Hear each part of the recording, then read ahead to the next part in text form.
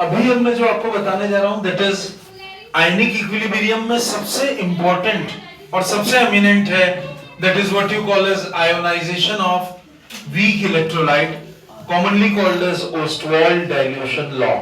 What it is commonly called as Ostwald dilution law. Now see, when a weak electrolyte like acetic acid CH3COOH, तो when a weak electrolyte, for example acetic acid, उसको अगर आप पानी में dissolve करते हैं, जैसे मैं कोशिश कर रहा हूं डिसॉल्व करने की, CH3COOH plus H2O, अगर मैं इसको वाटर में डिसॉल्व करता हूं तो बोलिए क्या देगा ये? Obviously this will migrate here, so it will become CH3COO negative plus H3O positive, that is what you call as hydronium ion. और अगर इसमें मैं लॉ ऑफ केमिकल इक्विलिब्रियम लगाऊं K, law of chemical equilibrium पीछे पढ़े हैं आप लोग केमिकल इक्विलिब्रियम में, तो CH3COO negative into H3O positive upon CH3COOH and H2O. Clear? And that is equal to what? That is equal to K. अब अगर ये डाइल्यूट सॉल्यूशन है तो ऑब्वियसली वी ऑल नो कि वाटर को जब जब हम डाइल्यूट सॉल्यूशन के फॉर्म पे लेते हैं या एक्सेस में लेते हैं तो this water remains constant, this water remains constant. Clear? तो ऑब्वियसली आपका K ऑफ A किसके बराबर हो जाएगा? नाउ वी विल डिसोशिएट, मतलब अब हम इसको किससे रिप्रेजेंट करेंगे? We will now represent it in the form of ionization constant और dissociation constant of the acid.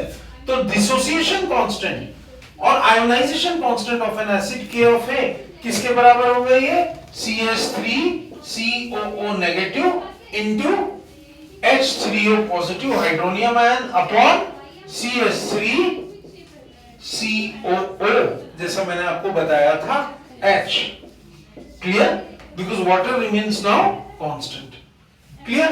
अब इसी को मैं थोड़ा सा आगे ले जा रहा हूं. देखिए हमारे पास में दो अलग अलग इक्वेशंस बन रहे हैं. This equation is considered to be the first equation. You can note down that this equation is considered to be the first equation. After this equation, when we move on a little bit, जब हम थोड़ा सा आगे बढ़ेंगे इसी में, तो हम अब इसके second step में आ जाएंगे, and we will now come into what you commonly call as the second step of this equation. And the second step of this equation, मान लीजिए, C represents the initial concentration of the acid in moles per liter. If capital C represents the initial concentration of the acid in moles per liter, of the acid, initial concentration of acid in moles per liter, if capital C represents, and alpha represents the degree of dissociation. Alpha represents the degree of dissociation, as you can see. What does alpha represents? It represents the degree of dissociation. Clear? और equilibrium concentration ions का, ions मतलब किसका किसका? CH3COO negative and H3O positive. इसको मैंने मान लिया C alpha.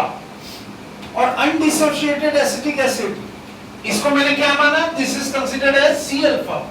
और जो अनडिसोशिएटेड एसिटिक एसिड है उसको मैंने माना क्या? C is equal to 1 minus alpha.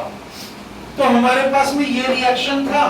ध्यान से देखिएगा, we had this particular reaction. Clear? What we had is, we had this particular reaction, and obviously in this particular reaction कैसे जा रहा है आपका, ये हम लोग देख लेते हैं. अगर वैल्यूज डाल के रखेंगे तो what we will find, ये हमारे पास में रिएक्शन था CH3COOH plus H2O, and what it gives you? H3O positive plus CH3COO negative. Right? Am I clear? Right?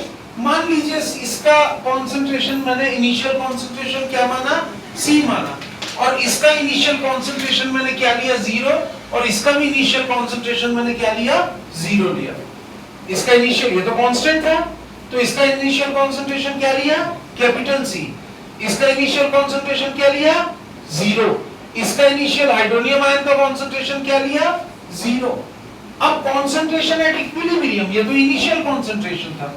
This was initial concentration. Next is concentration at equilibrium. Equilibrium में मैंने क्या लिया? मैंने बताया था आपको, दिस, इसको मैंने क्या बताया था? C 1 minus alpha. क्लियर?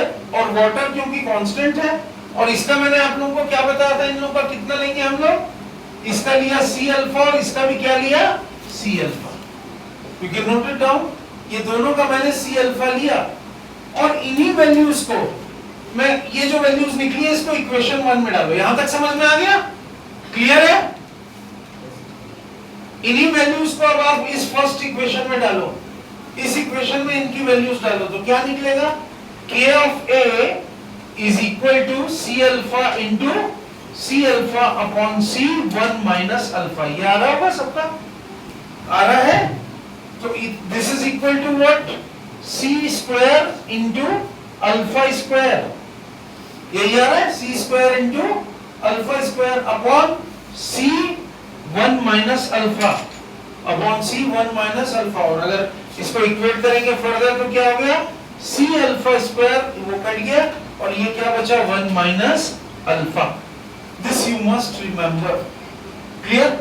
अगर मेरे पास में suppose in case I have weak electrolyte, what in case, suppose in case I have weak electrolyte, suppose in case I have weak electrolyte, अगर मान लो मेरे पास में वीक इलेक्ट्रोलाइट है तो अल्फा की वैल्यू जो है वो बहुत स्मॉल हो जाती है। तो if I have weak electrolyte, in case if I have weak electrolyte, the value of alpha is very small.